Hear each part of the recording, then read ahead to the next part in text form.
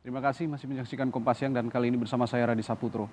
Sejumlah informasi dari mancanegara, saudara. Israel terus melancarkan serangan udara ke wilayah Palestina. Selain bangunan rumah warga, serangan udara Israel juga menghancurkan 2 kantor berita internasional.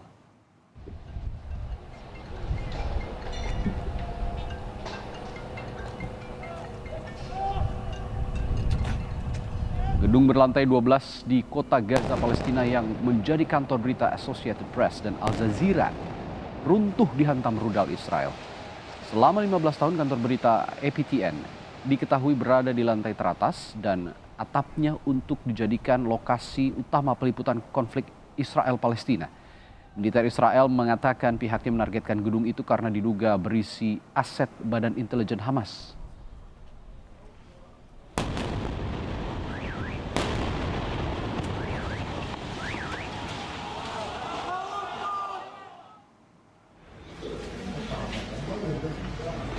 Dan inilah detik-detik saat staf kantor berita APTN mengevakuasi diri sebelum rudal Israel diluncurkan. Militer Israel memaksa para penghuni gedung mengevakuasi diri saat memberi peringatan bahwa gedung akan dihancurkan.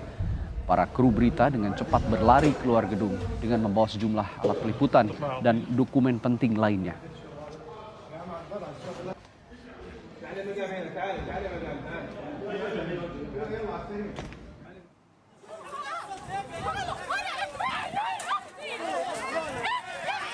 Sedangkan di permukiman Sheikh Jarrah, Yerusalem, polisi Israel membubarkan bentrokan warga Palestina dengan warga Israel.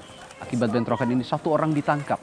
Polisi Israel mengatakan pasukannya telah menangkap lebih dari 1.000 orang terkait bentrokan antara Palestina dan Israel sejak kerusuhan bergejolak pada 10 Mei lalu.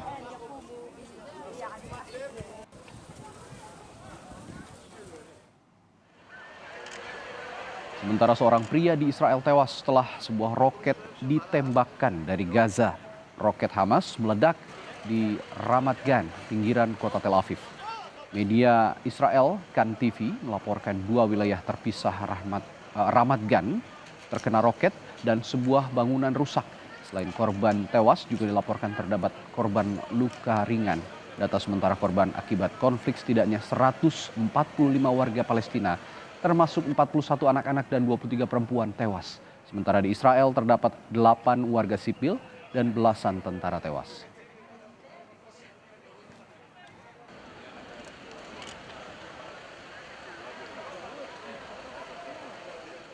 Dan untuk mengetahui informasi terkini di jalur Gaza, upaya perdamaian di sana, kita akan tanyakan jurnalis harian Kompas Mustafa Abdul Rahman dari Kairo, Mesir. Selamat siang Bu Mustafa, Assalamualaikum. Selamat siang Mas Radi. Ya, Bu Mustafa, upaya perdamaian yang diupayakan oleh pihak Mesir seperti apa? Karena kita ketahui sebelumnya delegasi Mesir ini meninggalkan Tel Aviv. Ya, baru saja juru bicara Kementerian Luar Negeri Mesir, Ahmad Hafid, menyampaikan keterangan pers bahwa mediasi Mesir masih terus berlanjut untuk segera mencapai gencatan senjata di jalur Gaza. Ada tujuan besar yang ingin dicapai dalam mediasi Mesir saat ini. Pertama adalah segera mencapai gencatan senjata di Gaza. Yang kedua adalah segera disusul ada inisiatif damai dalam konflik Israel-Palestina ini. Sebab kalau situasinya status quo seperti ini, tidak damai, tidak perang, maka akan terjadi perang secara periodik. Bisa saja perang yang sekarang ini sedang berkecamuk, segera ada gencatan senjata. Tapi dalam waktu yang lain, misalnya 1 bulan lagi atau tahun depan, akan meletus perang lagi. Ini yang harus kita cegah. Baik. Ini menurut juru bicara Kementerian Luar Negeri Mesir. Mengapa? Mengapa juru bicara Kementerian Luar Negeri menegaskan hal itu? Dia juga mengakui bahwa delegasi Mesir yang mengunjungi Tel Aviv beberapa hari lalu gagal membujuk Israel untuk segera mencapai gencatan senjata. Ya, baik. Ya. Ya, Bung Mustafa, kita ketahui bahwa dalam tulisan Anda di Harian Kompas hari ini, menarik juga Anda tulis bahwa media di Israel, lalu pengamat di Israel, ini mengatakan bahwa Israel ini dalam ambang perang saudara.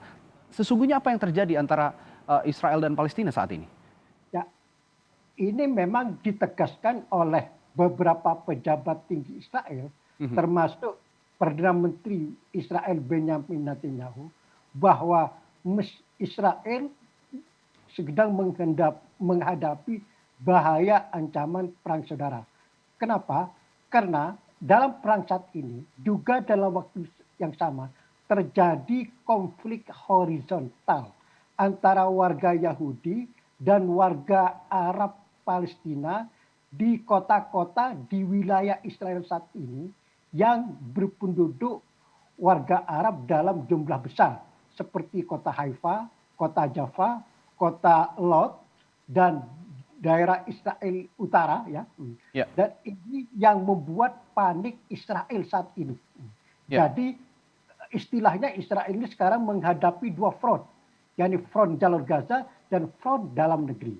Ya, ya, Anda juga mengatakan bahwa ini adalah generasinya Intifada, ya. Kalau saya tidak salah ada generasi milenial Palestina di sana namanya Intifada. Ini yang melancarkan serangan. Solusi perdamaian seperti apa yang sebenarnya bisa ditempuh? Dan lalu saya dengar juga Joe Biden menelpon Mahmud Abbas, Presiden Palestina. Sejauh ini bagaimana upaya pemerintah Amerika Serikat juga untuk memberikan perdamaian di jalur Gaza?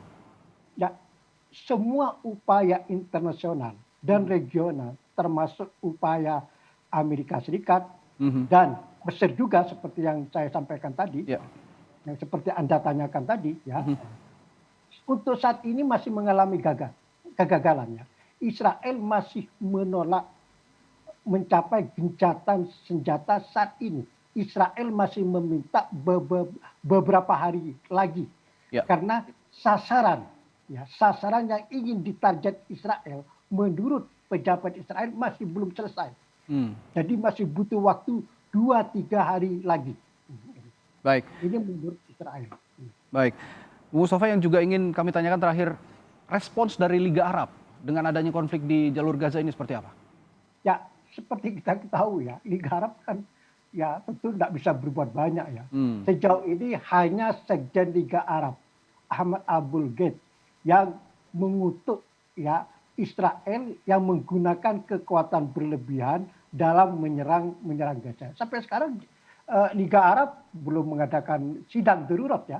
Baru OKI, Organisasi Kerjasama Islam, yang akan segera mengadakan sidang darurat tingkat menteri. Jadi organisasi tingkat regional seperti Liga Arab ini masih belum berbuat apa-apa. Justru yang sangat diharapkan sekarang itu adalah mediasi regional dan internasional, ya, seperti Mesir, Turki, Arab Saudi untuk regional, ya, dan internasional tentu Amerika Serikat. Ini yang sangat diharapkan segera membuahkan hasil, membujuk Israel bersedia mencapai gencatan senjata. Ya, semoga respons dunia dan juga kita semua bisa menenangkan konflik yang ada di jalur Gaza, saudara-saudara kita juga yang ada di jalur Gaza. Terima kasih informasinya, Bung Mustafa Abdul Rahman. Terima kasih, Mas Reddy. Terima kasih, selamat siang. Ya, selamat siang, jurnalis Kompas TV Harian Kompas Mustafa Abdul Rahman dari Kairo, Mesir melaporkan.